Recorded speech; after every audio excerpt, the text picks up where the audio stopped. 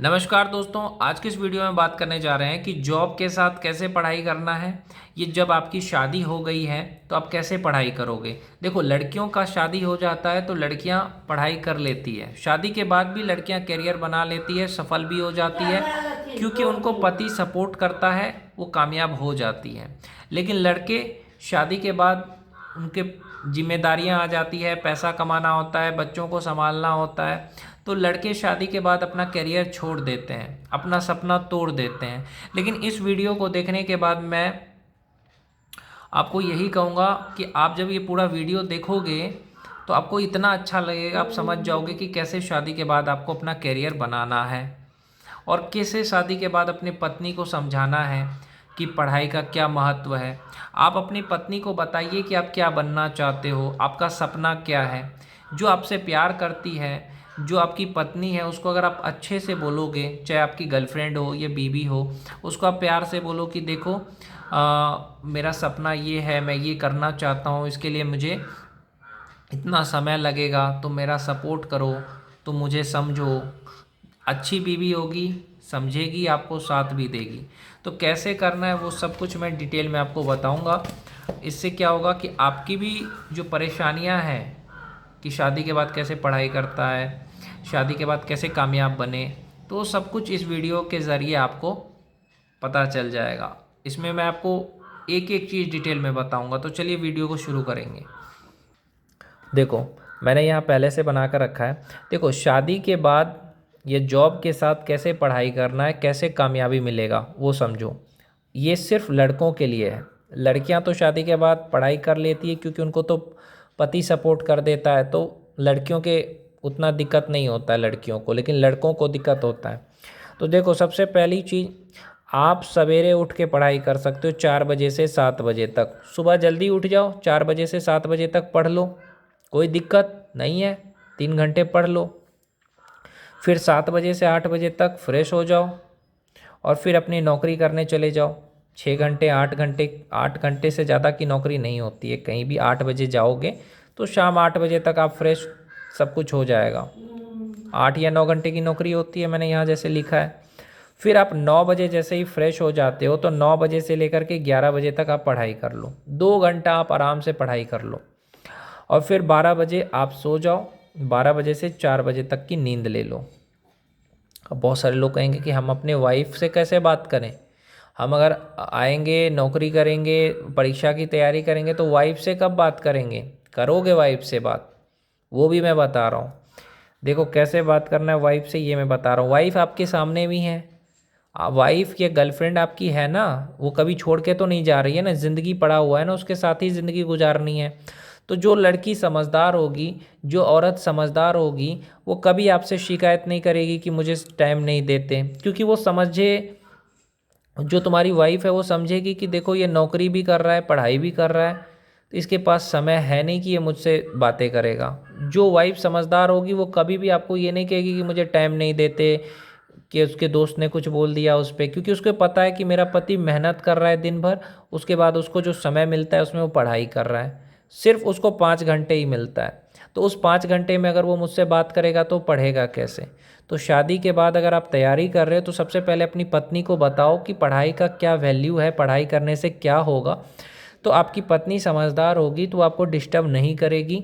वो समझ जाएगी कि मेरा पति दिन भर 8 घंटे कमा करके पैसा ला रहा है, उसके बाद उसके पास यहाँ 3 घंटे टाइम मिल रहा है, यहाँ 2 घंटे मिल रहा है, सिर्फ 5 घंटे उसको टाइम मिल रहा है पढ़ने का, तो उसे पढ़ने देते हैं। बात करना है तो मैंने कहा ना, जैसे कि 11 बजे से 12 बजे तक का जो समय है, तो आप बात कर लो अपनी वाइफ से। खाना खाओ, खाना खा लो पहले, आधा घंटा खाना खा लो, 11:30 से लेकर के 12 बजे तक आधा घंटा या 12:30 तक बात करके सो जाओ।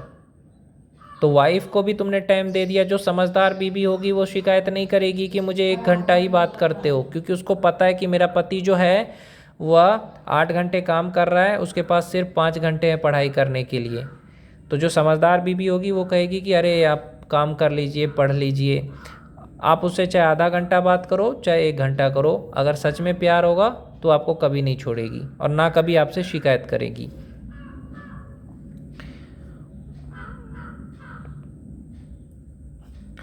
अब यहाँ पे बात करते हैं कि अगर आप यूपीएससी का तैयारी करते हो तो जो नॉर्मली तैयारी करता है उसको 3 साल लग जाता है, लेकिन अगर आप शादी के बाद यूपीएससी का तैयारी करते हो तो आपको 4 साल लग सकता है, क्योंकि आपको तो 5 घंटे ही आप पढ़ रहे हो।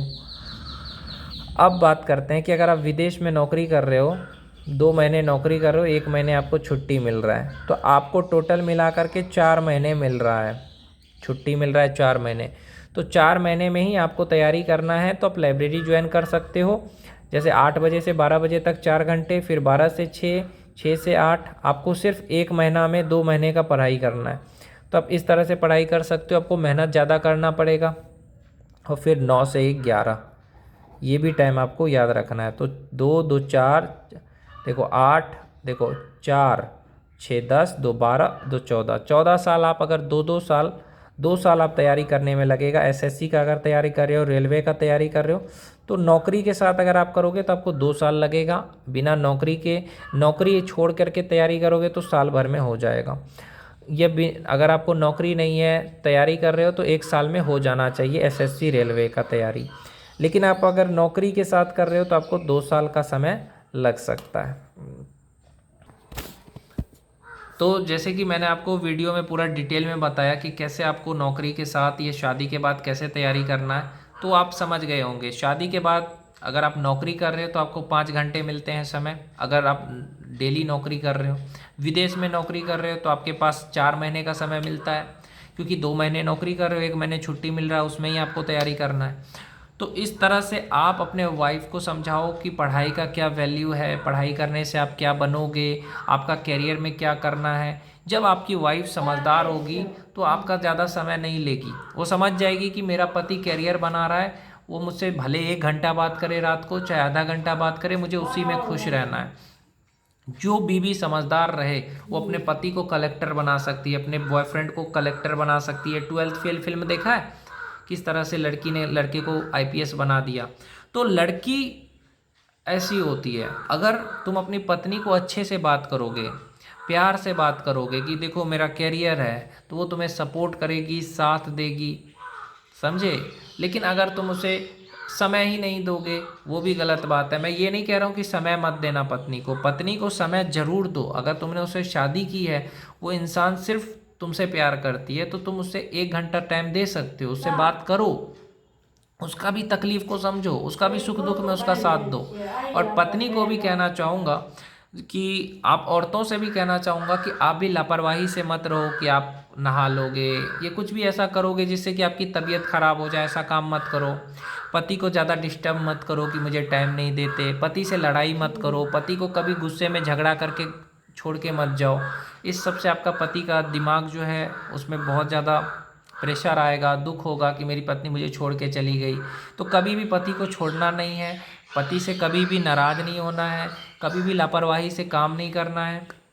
जब आप अपने पति को सपोर्ट करोगे, लापरवाही से नहीं रहोगे, किसी भी बात के लिए लड़ाई नहीं करोगे कि मुझे टाइम नहीं देता, जब जितना आप अपने पति को सपोर्ट करोगे, जितना खुश रखोगे, उतना वो कामयाब बनेगा, उसकी उम्र बढ़ेगी। अपने पति को कभी टेंशन मत देना किसी भी बात को लेकर के, कुछ ऐसा बोल दिया उसको टेंशन हो रहा है, ऐसा मत करिए। ये कुछ भी ऐसा किया जिससे उसे टेंशन हो रहा है, ऐसा मत करिए। अपने पति को खुश रखिए और उसको समय के लिए लड़ाई मत करिए कि मुझे समय नहीं देते। अगर आपका पति 2 साल या 1 साल या 4 साल एग्ज़ाम की तैयारी कर रहा है, ये कामयाब बनना चाहता है, तो आपका धर्म है उसको सपोर्ट करना, उसको ये नहीं कहना कि मुझे समय नहीं देते।